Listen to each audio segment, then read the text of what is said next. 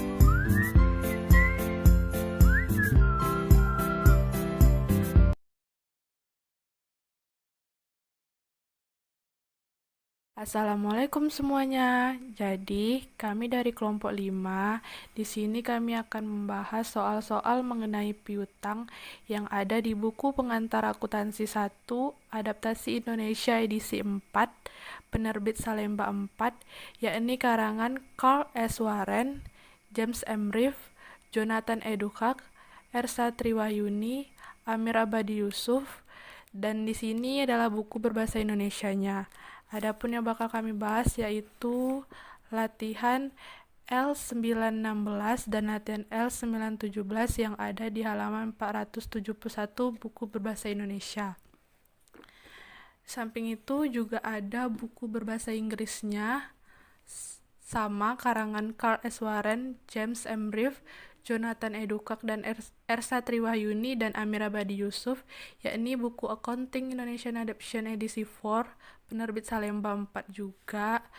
Namun di sini semuanya berbahasa Inggris, yakni latihan di exercise 916 dan exercise 917 yang ada di halaman 438 dan 439. Jadi di latihan 916 dan 917 ini kami bakal membahas tentang piutang terhadap laba neto dan bagaimana cara pembuatan jurnal piutang menggunakan metode langsung dan metode penyisian. Selamat menyaksikan.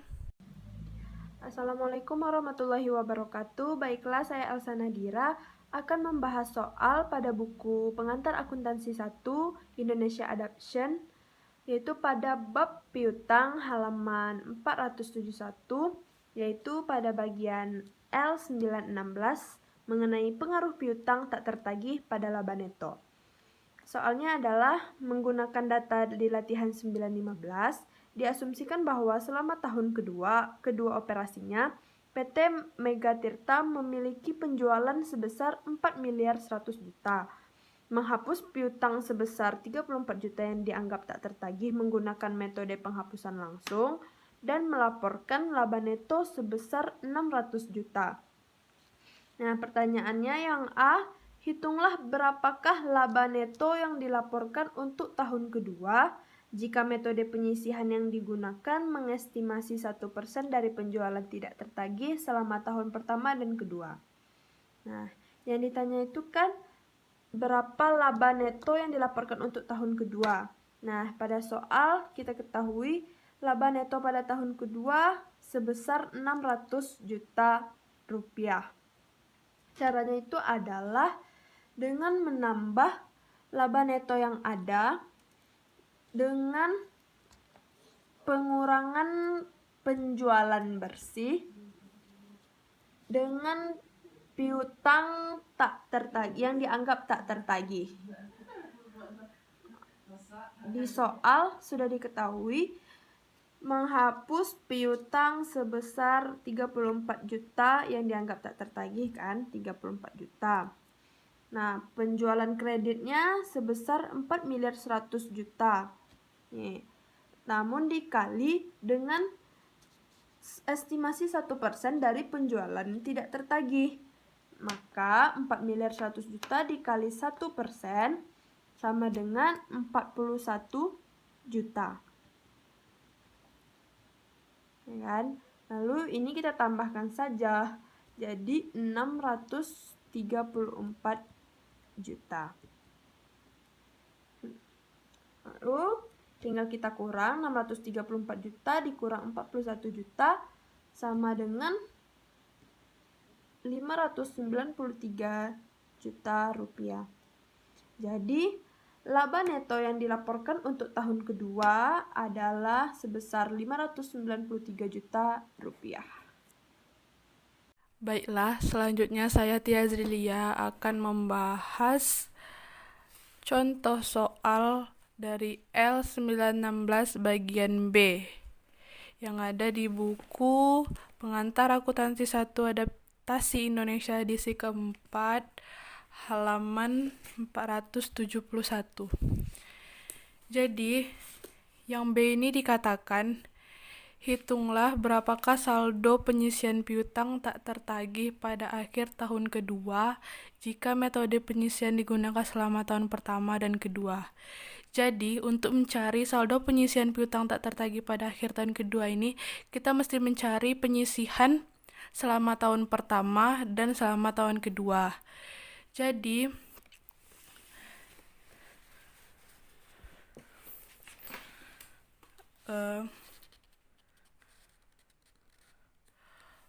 oleh sebab itu, kita mesti menggunakan L915 dan L916 untuk datanya, di mana di L915 ini untuk data selama tahun pertama dan L916 adalah data untuk selama tahun kedua. Jadi di L915 ini dikatakan di sini PT Mega Tirta memiliki penjualan sebesar 3.250.000 rupiah dan menghapus piutang sebesar 27.800.000 rupiah yang dianggap tak tertagih dan laba netonya sebesar 487.500.000 rupiah. Jadi langsung saja dibuat penjualan kreditnya 3.250.000 rupiah. Piutang tak tertagihnya 27.800.000 rupiah dan laba netonya 487.500.000 rupiah. Dan dikatakan di soal mengestimasi 1% dari penjualan tidak tertagih. Jadi dari penjualan kredit yang 3.250.000 rupiah ini nanti akan dikalikan 1% sebagai estimasinya. Jadi untuk mencari penyisihan di tahun pertama itu dari L915 itu dapat dicari dengan penjualan kredit dikali 1% dikurang piutang tak tertagihnya, di mana penjualan kreditnya sebesar 3.250.000 rupiah, masukkan ke sini, dikali dengan 1% yang estimasi tadi, dikurang dengan piutang tak tertagihnya 27.800.000 rupiah. Jadi ini dikali ini dapatnya 32.500.000 rupiah dikurang dengan 27.800.000 rupiah, dapatnya 4.700.000 rupiah. Dan ini penyisian untuk tahun pertama. Selanjutnya kita juga mencari penyisian tahun keduanya, yakni dari data L916. Di L916 dikatakan selama tahun keduanya PT Mega Tirta memiliki penjualan sebesar 4.100.000.000 rupiah, menghapus piutang sebesar 34 juta rupiah yang dianggap tak tertagih, dan laba netonya sebesar 600 juta rupiah. Jadi kita buat saja penjualan kreditnya itu tadi 4.100.000.000 rupiah, piutang tak tertagihnya 34 juta, dan laba netonya itu 600 juta rupiah. Sama seperti yang di atas tadi, cara mencarinya penjualan kredit dikali 1% dari estimasi dikurang dengan piutang tak tertagih. Langsung masukin angkanya. Di tahun kedua ini penjualan kreditnya 4.100.000.000 rupiah. Yang ini dikali dengan 1% dikurang dengan piutang tak tertagihnya 34 juta rupiah.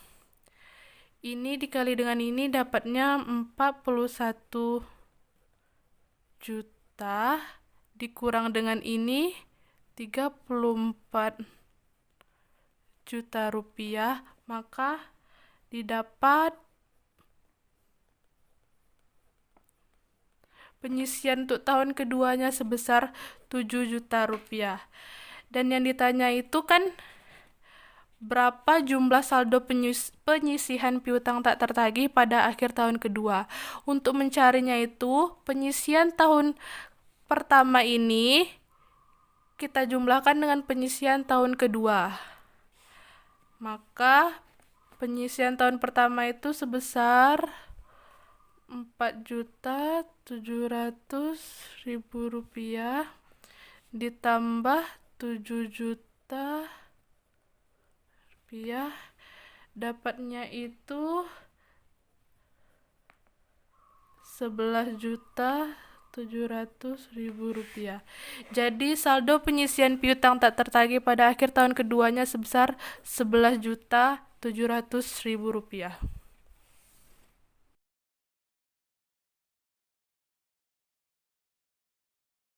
Baiklah, selanjutnya saya akan membahas soal L917 halaman 471 di buku Bahasa Indonesia, sedangkan di buku Bahasa Inggris X917 halaman 439. Mengenai ayat jurnal untuk beban piutang tak tertagih dengan menggunakan metode langsung dan metode penyisihan. Dikatakan di sini PT Biduk Utama menghapus piutang yang dianggap tak tertagih selama tahun pertama operasinya yang berakhir pada tanggal 31 Desember 2016 sebagai berikut. Baiklah, langsung saja saya akan menjelaskan bagian yang A. Soalnya, buatlah ayat jurnal untuk menghapus piutang tak tertagih tahun 2016 dengan menggunakan metode penghapusan langsung. Jadi, untuk metode langsung ini tidak ada bagian penyisihan.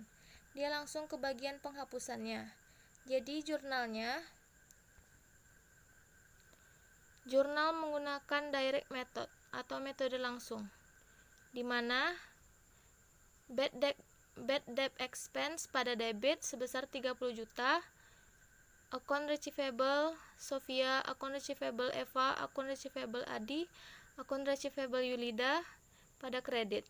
kemudian dijumlahkan, yang hasilnya bad debt expense-nya 30 juta. Baiklah, selanjutnya saya Tia Azrilia juga akan membahas soal L917 bagian B yang ada di buku Bahasa Indonesia halaman 472. Adapun yang ditanyakan di bagian B ini, buatlah ayat jurnal untuk menghapus piutang tak tertagih tahun 2016 dengan menggunakan metode penyisihan. Siapkan juga ayat jurnal penyesuaian untuk piutang tak tertagih. Perusahaan mencatat penjualan kredit sebesar 5.250.000.000 selama tahun 2016. Berdasarkan sejarah masa lalu dan rata-rata industri, 3/4% dari penjualan kredit diestimasi tidak tertagih. Jadi, kita yang pertama itu disuruh membuat ayat jurnal penghapusannya dengan metode penyisihan, dan yang kedua itu membuat jurnal penyesuaiannya dengan kedua data ini.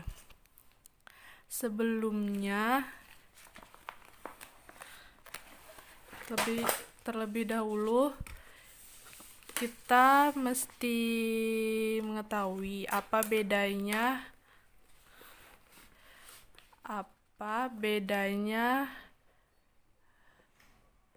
direct method dengan allowance method. Direct method ini metode langsung dan allowance method ini metode penyisihan. Bedanya itu kalau di metode langsung dia tidak ada tahap penyisihan, langsung ke bagian penghapusan. Benar-benar sudah tidak dapat tertagih, langsung ke bagian penghapusan. Dan bedanya kalau allowance, dia melalui tahap penyisihan terlebih dahulu. Apabila benar-benar tak bisa tertagih, baru dilakukan penghapusan. Jadi harus penyisihan dulu baru penghapusan. Sedangkan di direct tidak ada metode penyisihan. Dan bedanya juga pada jurnalnya. Kalau di direct metode langsung, jurnalnya itu bad debt expense pada account receivable. Sedangkan di metode penyisihan, allowance for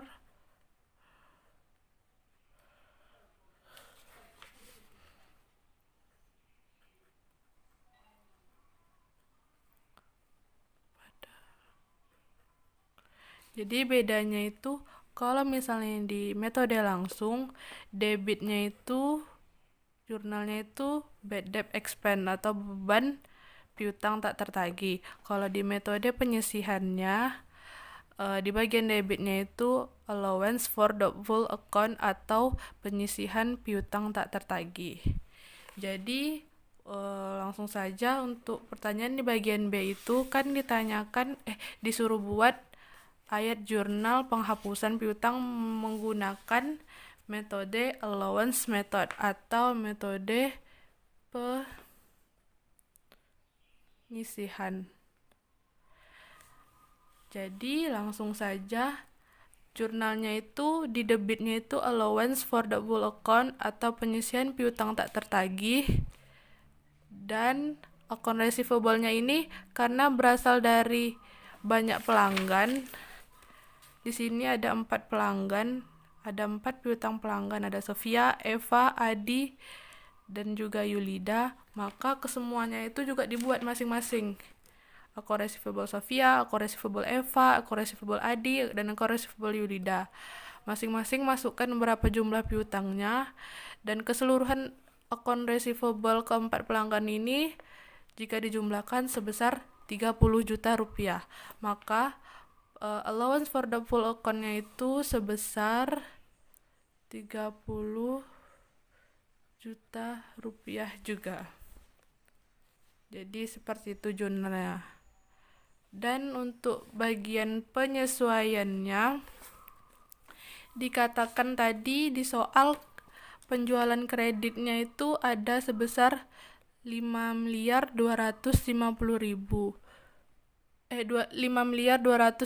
juta rupiah, maaf.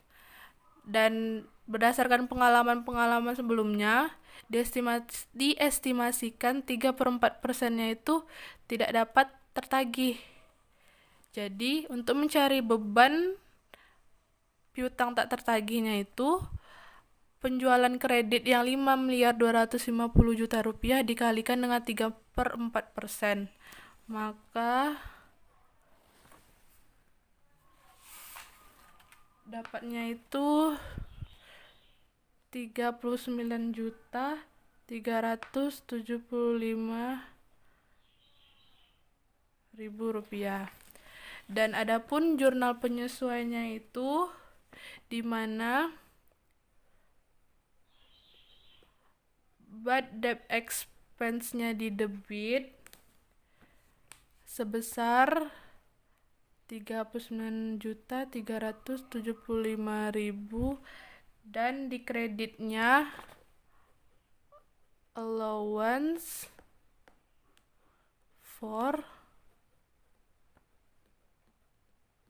the full account juga sebesar 39.375.000. Jadi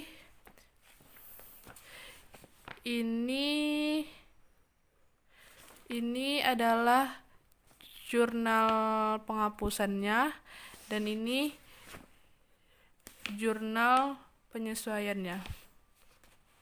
Sekian, terima kasih. Soal selanjutnya yaitu bagian yang C. Soalnya adalah seberapa besarkah lebih besar atau lebih rendah laba neto PT Biduk Utama pada tahun 2016 dalam metode penghapusan langsung dibandingkan dengan metode penyisihan. Jadi jawabannya laba neto sebesar 9.375.000, di mana karena beban lebih besar pada metode allowance yaitu sebesar 39.375.000 dan pada metode direct method yaitu sebesar 30 juta. Jadi laba netonya 39.375 dikurang 30 juta. Hasilnya yaitu 9.375.